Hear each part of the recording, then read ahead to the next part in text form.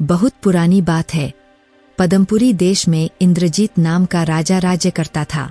राजा इंद्रजीत बड़े ही दयालु, न्यायप्रिय और प्रजापालक राजा थे। उनके राज्य में प्रजा बड़ी सुखी थी। न्याय के सामने छोटा बड़ा, धनी निर्धन सभी समान समझे जाते थे। अन्याय का नामोनिशान नहीं था। राज्य के सभी लोग महाराज इंद्रजीत को पिता के समान समझते थे। महाराज भी अपनी प्रजा को अपने संतान के समान समझते थे। प्रजा का दुख दर्द उनको अपना दुख दर्द लगता था। उनके राज्य में प्रजा सभी प्रकार से सुखी थी, किंतु स्वयं महाराज इंद्रजीत का दुख उनके प्रजा से नहीं देखा जाता था। महाराज को यह दुख उनके संतान न होने के कारण था। भला ऐसे न्यायप्रिय और दयालु राजा का दुख प्रजा कैसे देख पाती, किंतु उनके वश में था भी क्या।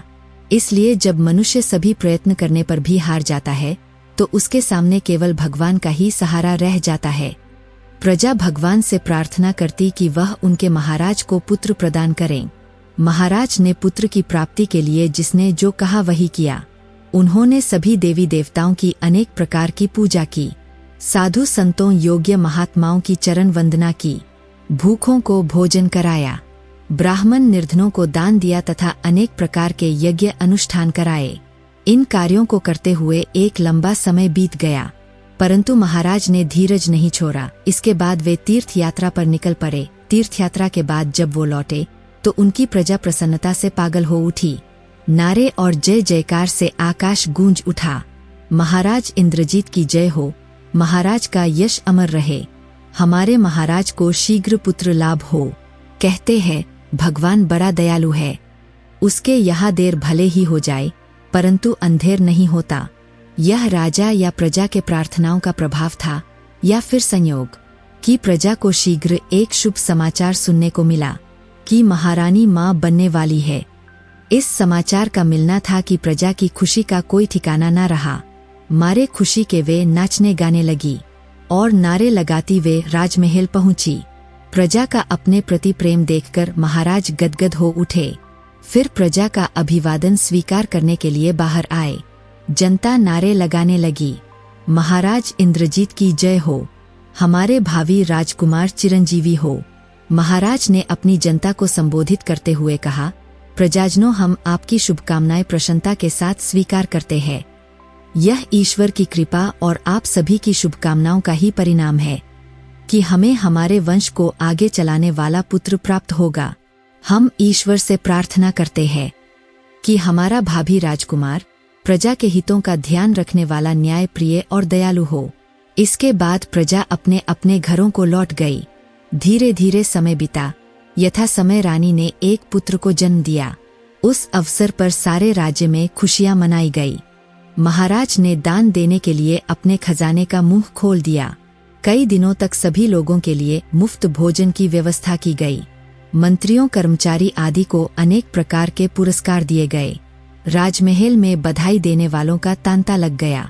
अनेक प्रकार के धार्मिक अनुष्ठान किए गए। लगता था जैसे सारा राज्य खुशी के समुद्र में हिल्लोरे ले रहा है। उचित समय पर राजकुमार का नामकरण संस्कार किया गया। धीरे धीरे राजकुमार बड़ा होने लगा। राजा और प्रजा सभी उस दिन की प्रतीक्षा करने लगे कि किस दिन राजकुमार का युवराज पद पर अभिषेक होगा। जब राजकुमार कुछ बड़ा हुआ तो उसके अध्ययन के लिए विद्वान आचार्य की नियुक्ति की गई। यथा समय राजकुमार का अध्ययन संपूर्ण हुआ। वह वेद शास्त्र आदि के साथ ही युद्ध विद्या में भी निपुण हो गया। राजकुमार को बढ़ता देखकर राजा, रानी तथा सभी प्रजा फूली न समाती। उन्हें आशा थी कि राजकुमार अपने पिता के समान ही दयालु, परोपकारी और न्यायप्रिय होगा, किंतु उनकी यह सभी आशाएं धूल में मिलती नजर आने लगी। राजकुमार अत्यंत कठोर स्वभाव का और हठी हो गया। वो अपनी जीत के आगे किसी को कुछ न समझता। उसे किसी के अपमान की चिंता न रहती। किसी से मधुर व्यवहार करना तो उसने सीखा ही नहीं था। एक बार एक विचित्र घटना घटी। प्रधानमंत्री और सहायक दरिद्र प्रजा की फरियाद सुन रहे थे। सभी अपनी अपनी समस्याएं उनके सामने रखने जा रहे थे। प्रधानमंत्री उन्हें ध्यान पूर्वक सुनते और उनके समस्याओं के समाधान का उपाय सुझाते। तभी राजकुमार घोड़े पर सवार होकर वहां से निकला। सभी ने राजकुमार को प्रणाम किया, किंतु राजकुमार ने इसका कोई उत्तर नहीं दिया। फिर प्रधानमंत्री से पूछने लगा, प्रधानमंत्री यह क्या हो रहा है? युवराज, यह लोग असहाय है। दुखियों की सहायता करना प्रत्येक मनुष्य का कर्तव्य है और हमारे महाराज की भी यही आज्ञा है कि यदि कोई भी दुखी व्यक्ति मिले तो उसकी आवश्यक सहायता की जाए। राज दरबार में आकर कोई भी निराश न जाने पाए। प्रधानमंत्री जी, इन मूर्खों की सहायता करना व्यर्थ है। यदि आप इसी प्रकार इनकी सहायता करते रहेंगे तो राज्य का सारा धन समाप्त हो जाएगा, किंतु राजकुमार दुखियों की सहायता करने से राजा का कल्याण होता है और मैं यह सब महाराज की ही आज्ञा से कर रहा हूँ। रहने दीजिए प्रधानमंत्री जी, हमें कुछ नहीं सुनना। लगता है आप राजकोष को खाली कराकर ही दम लेंगे। भगाओ इन लोगों को यहाँ से और कह दो कि फिर कभी ना आए। राजकुमार की इन बातों को सुनकर सभी लोग वहां से चले गए। यह देखकर प्रधानमंत्री जी को भारी दुख हुआ। जब यह सूचना राजा के पास पहुंची तो राजा को अत्यंत चिंता हुई। वह नहीं चाहते थे कि उनका राजकुमार इस तरह का कठोर और संकीर्ण विचारों का हो। उन्हें बड़ी निराशा होने लगी। इसके बाद राजकुमार की कठोरता की घटनाएं दिन प्रतिदिन बढ़ने लगी। राजा इंद्रजीत निश्चय नहीं कर पा रहे थे कि उन्हें क्या करना चाहिए, इसलिए उन्होंने इस विषय में अपने मंत्रियों की सलाह ली और उनके सलाह पर बड़े बड़े विद्वानों, साधुओं, महात्माओं आदि को बुलाया गया। महाराज ने उन सबके सामने अपनी समस्या रखी और कहा, हम आप सभी लोगों से प्रार्थना करते हैं कि हमें बदनाम होने से बचा लो। हमें यह आशा नहीं थी कि हमारा उत्तराधिकारी हमारे प्रजा को दुखी करेगा। इस विषय में जो भी व्यक्ति कुछ कहना चाहे तो बिना किसी भय संकोच के कह सकता है। सारे दरबार में सन्नाटा छा गया। लोग एक दूसरे के चेहरे को देखने लगे। किसी में इतना साहस नहीं था कि वह कठोर और घमंडी राजकुमार को सही रास्ते पर ला सके। इससे राजा को और भी अधिक निराशा हुई। ठंडी सांस लेते हुए महाराज बोले, तो क्या इसका अर्थ हम यह समझे कि हमारे राज्य में कोई भी ऐसा व्यक्ति नहीं है जो राजकुमार को सही रास्ते पर ला सके? हमारे राज्य को नष्ट होने से बचाने वाला कोई नहीं है। फिर भी कहीं से कोई आवाज नहीं आई। लोग उसी प्रकार एक दूसरे की ओर देखते और सर नीचे कर लेते। निराशा में डूबे हुए महाराज ने फिर कहना प्रारंभ किया, कोई बात नहीं, हम इसे अपने भाग्य का ही दोष समझेंगे। किसी अन्य को दोष देने से क्या लाभ? शायद ईश्वर को यही स्वीकार हो। अच्छा, आप लोगों का बहुत बहुत धन्यवाद। तभी वहां उपस्थित एक साधु बोले, राजन, मैं कुछ कहना चाहता हूँ। कहिए साधु महाराज, आप जो कहना चाहते हैं वो बिना संकोच से कहें। महाराज, आप निराश ना हो। यदि आप कहें तो राजकुमार को सही रास्ते पर ला सकता हूँ। साधु महाराज, यदि आपने ऐसा कर दिया तो मैं आपका यह उपकार जन्म जन्मांतर तक नहीं भूलूंगा। तो ठीक है राजन, राजकुमार को संत शिक्षा देना मेरा काम रहा। साधु महाराज, इसके लिए हमें क्या करना होगा? राजन, इसके लिए आपको कुछ नहीं करना है।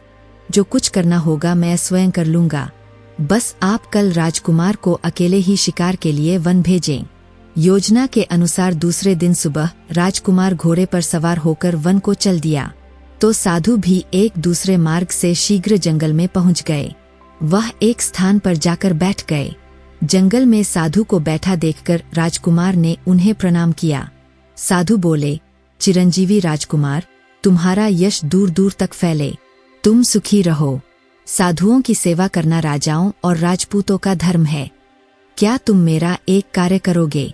हाँ, क्यों नहीं भगवान, आदेश करें।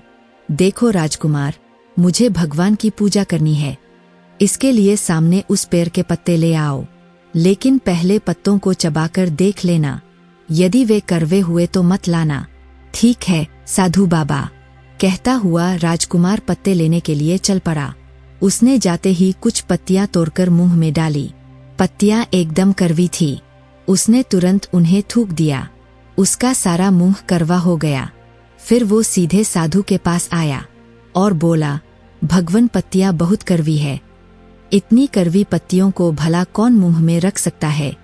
साधु बोले, पुत्र, सत्य कहते हो। कड़वी चीज से सभी घृणा करते हैं और उसे दूर ही रहते हैं। भगवान, आप कहना क्या चाहते हैं? फिर साधु ने राजकुमार को समझाते हुए कहा, पुत्र, कड़वा वचन बोलने वाले व्यक्ति के सभी शत्रु बन जाते हैं। वह अनावश्यक ही लोगों से शत्रुता मोल लेता है, परंतु मीठा वचन बोलने वाले व्यक्ति के सभी मित्र बन जाते हैं। और एक राजकुमार के लिए यही अच्छा है कि वह जितना अधिक लोगों से मित्रता और सौहार्दपूर्ण व्यवहार करे, उतना ही उसके राज्य का विस्तार होगा। जबकि कड़वा वचन बोलने से प्रजा तुम्हारे विरुद्ध हो सकती है और विद्रोह कर सकती है। पुत्र, यही जीवन की सच्चाई है। अपना कड़वा व्यवहार छोड़ो और सबसे मीठी बोली बोलो। इसी से तुम्हारे प्रजा तुमसे प्रेम करेगी और तुम एक सफल राजा बनोगे। यह सुनकर राजकुमार गहरी सोच में डूब गया और वो अपने घर लौट आया। उस दिन से सबने देखा कि राजकुमार का व्यवहार पूरी तरह बदल गया था। वो सभी से मधुर व्यवहार करने लगा और अब प्रजा भी उसे चाहने लगी। अपने पुत्र के व्यवहार में आए बदलाव को देखकर राजा रानी बहुत खुश हुए और वह अपने हृदय से उस साधु को धन्यवाद देने लगे।